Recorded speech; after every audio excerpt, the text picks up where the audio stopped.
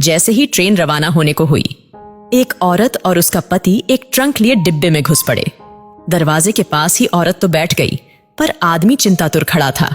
जानता था कि उसके पास जनरल टिकट है और ये रिजर्वेशन डिब्बा है। टीसी को टिकट दिखाते उसने हाथ जोड़ दिए। ये जनरल टिकट है, अगले स्टेशन पर जनरल डिब्बे में चले जाना, वरना 800 की रसीद बनेगी, कह के टीसी आगे चला गया। पति पत्नी दोनों बेटी को पहला बेटा होने पर उसे देखने जा रहे थे। सेठ ने बड़ी मुश्किल से 2 दिन की छुट्टी और 700 रुपये एडवांस दिए थे।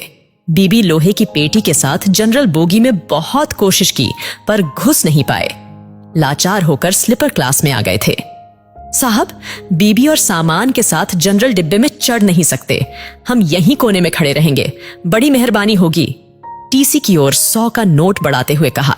100 में कुछ नहीं होता, 800 निकालो वरना उतर जाओ। 800 तो गुड्डो की डिलीवरी में भी नहीं लगे साहब, नाती को देखने जा रहे हैं, गरीब लोग हैं, जाने दो ना साहब।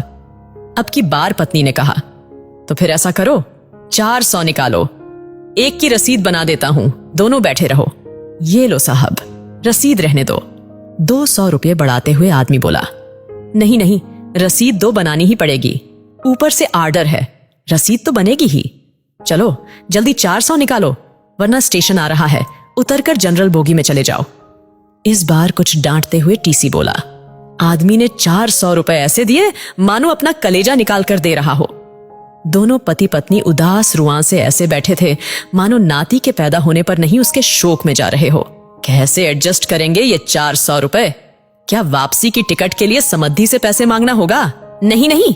आखिर में पति बोला, 100-150 तो मैं ज्यादा लाया ही था, गुड्डो के घर पैदल ही चलेंगे, शाम को खाना नहीं खाएंगे, 200 तो एडजस्ट हो गए, और हाँ, आते वक्त पैसेंजर से आएंगे, 100 रुपए बचेंगे, एक दिन जरूर ज्यादा लगेगा, सेठ भी चिल्लाएगा, मगर मुन्ने के लिए सब सह लूंगा, मगर फिर भी ये तो 300 ही हुए।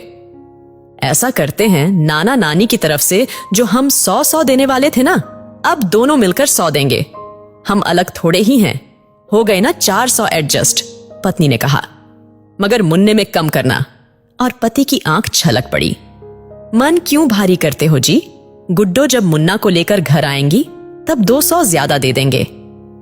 कहते हुए उसकी आंख भी छलक उठी, फिर आंख पोंछते हुए बोली, अगर मुझे कहीं मोदी जी मिले तो कहूंगी, इतने पैसों की बुलेट ट्रेन चलाने के बजाय इतने पैसों से हर ट्रेन में 4-4 जनरल बोगी लगा दो, जिससे ना तो हम जैसों को टिकट होते हुए भी जलील होना पड़ेगा और ना ही हमारे मुन्ने के 100 रुपये कम हो।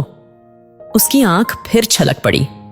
अरे पगली, हम गरीब आदमी हैं, हमें वोट देने का तो अधिकार है, पर सलाह देने का नहीं, रो मत। विनम्र प्रार्थना है, जो भी इस कहानी को पढ़ चुका है उसे इस घटना से शायद ही इत्तेफाक हो, पर अगर ये कहानी शेयर करे, कॉपी पेस्ट करे, पर रुकने ना दे, शायद रेल मंत्रालय जनरल बोगी की भी परिस्थितियों को समझ सके। उसमें सफर करने वाला एक गरीब तबका है जिसका शोषण चिरकालीन से होता आया है। एक कोशिश परिवर्तन की ओर।